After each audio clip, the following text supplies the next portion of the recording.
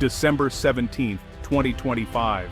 Tokyo is tense, anticipation thick in the air. Officials rush near the Ministry of Defense. Headlines flash across Shibuya Crossing. This is no ordinary policy update. Japan is about to redefine its role in Asia. The world is watching as Japan prepares to unveil a leap in military capability. For years, rumors of secret projects and technological breakthroughs have swirled. Today, those rumors become reality. Japan will reveal advanced naval weapons. These aren't minor upgrades. They're a quantum leap, signaling a new era. Japan is stepping out from its post-war shadow, ready to defend its interests. Tensions in the East China Sea and Taiwan Strait are at a breaking point. The government's message, Japan will no longer stand by. This is the culmination of a dramatic transformation, balancing history with a bold future. The pacifist constitution remains, but its interpretation is evolving. The line between self-defense and proactive posture is being redrawn. Today's announcement is a declaration. Japan is now a major player in 21st century geopolitics.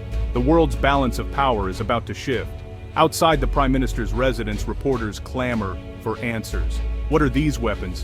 Why now? The stakes could not be higher. The pieces on Asia's chessboard are about to move. The press conference is stark, no theatrics, just facts. 5 game-changing naval systems are revealed: an electromagnetic railgun, unmanned warships, amphibious robots, a new anti-torpedo defense, and a next-gen missile shield. These aren't weapons of conquest, but tools of deterrence, a shield for the modern age. Japan can't match China's numbers, so it's chosen innovation over imitation.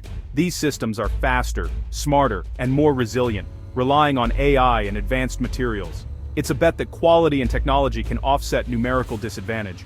Unlike past decades, this arsenal is homegrown, born from Japan's world-class tech sector.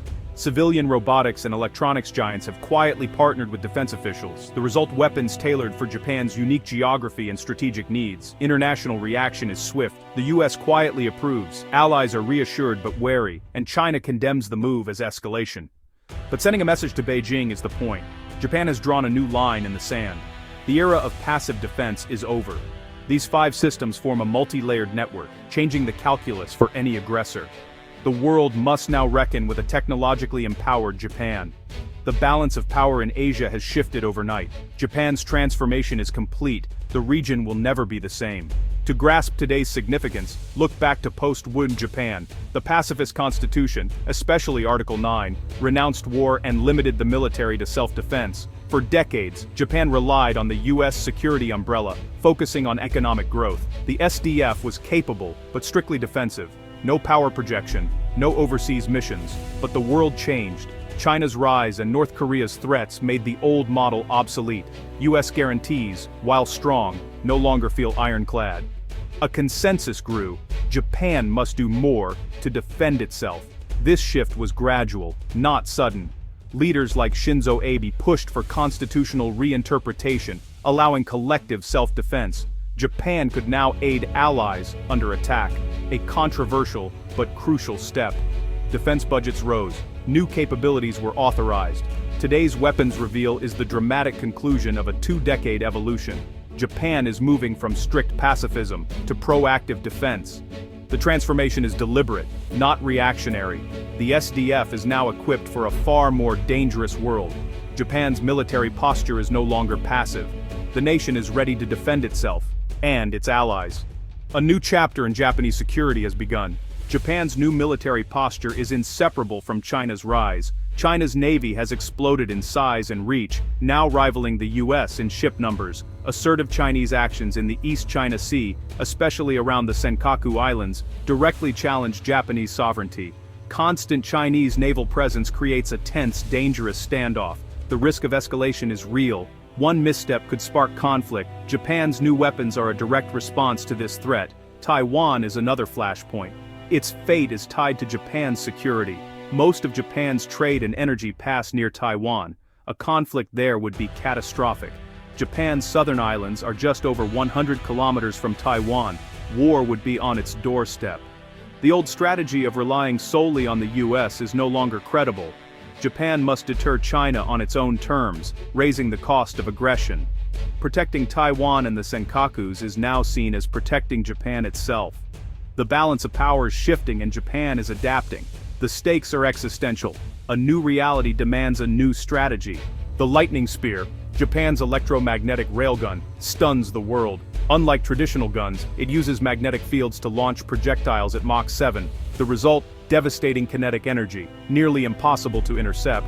With a range over 200 kilometers, it strikes targets from a safe distance. Ships can carry hundreds of projectiles, far more than conventional missiles. This deep magazine means Japanese ships can fight longer and harder. In a high-intensity conflict, this is a game-changer. Chinese warships, built for missile defense, now face a threat they can't counter. A single Japanese destroyer can threaten a Chinese carrier from afar. The railgun is an asymmetric advantage, quality over quantity. It forces China to rethink naval tactics and ship design. Japan can't match China's numbers, but it can outpace them technologically. The lightning spear shifts the naval balance in Japan's favor. It's a technological checkmate. The era of unstoppable naval firepower has arrived. Japan's second and third weapons are unmanned surface vessels and amphibious combat robots. These robotic destroyers patrol autonomously, packed with sensors and missiles. They extend Japan's reach, monitoring and challenging threats without risking lives. A small crew can control a squadron, swarming enemy fleets with coordinated attacks. Amphibious robots defend Japan's many islands, crawling ashore to set up defenses and engage invaders. They hold ground until human reinforcements arrive. Together, these systems create a robotic defense in depth. Any attempt to seize Japanese islands would face detection, missile strikes, and robotic resistance. The cost of invasion skyrockets. This is a 21st century fortress built of code and steel, not concrete. Japan's unmanned systems multiply its defensive power. The future of warfare is autonomous, and Japan is leading. The fourth and fifth weapons form Japan's guardian shield. The anti-torpedo system, Interceptor Net, creates a 360-degree defensive bubble. Advanced sonar detects threats. Supercavitating projectiles intercept torpedoes before impact. It's an iron dome for the sea, making Japanese ships far more survivable. The upgraded missile defense links ships, land radars, aircraft, and satellites. AI fuses data for a real-time, unified battlespace picture. The system counters China's massive missile arsenal, tracking threats from launch to interception. Every sensor and shooter is networked for a layered, resilient shield. Japanese fleets can now operate under intense missile fire. The Guardian Shield ensures survival in the world's most dangerous waters. Japan's navy is no longer a soft target. The odds of a successful enemy strike have plummeted. Japan's message is clear. These weapons are for deterrence, not aggression. The goal is to prevent war by making any attack prohibitively costly. Every system is defensive, protecting territory and sea lanes, not projecting power abroad. The strategy is deterrence by denial. Deny the enemy victory, deny them the will to fight. The railgun, unmanned systems and shields all serve this purpose. This also strengthens the US-Japan alliance, making Japan a more capable partner. The US can focus globally, while Japan leads in its own neighborhood. The alliance is now more balanced and credible, but there's risk. Military buildups can trigger arms races. China will respond, and others may follow. Japan must pair strength with diplomacy to reassure neighbors. The challenge: defend peace without fueling escalation. Japan's unveiling is a tectonic shift for Asia. The post-war order, American dominance, Japanese pacifism, is over. Japan is now a strategic heavyweight, shaping its own destiny. The East China Sea and Taiwan Strait feel the immediate impact. China faces a technologically superior rival.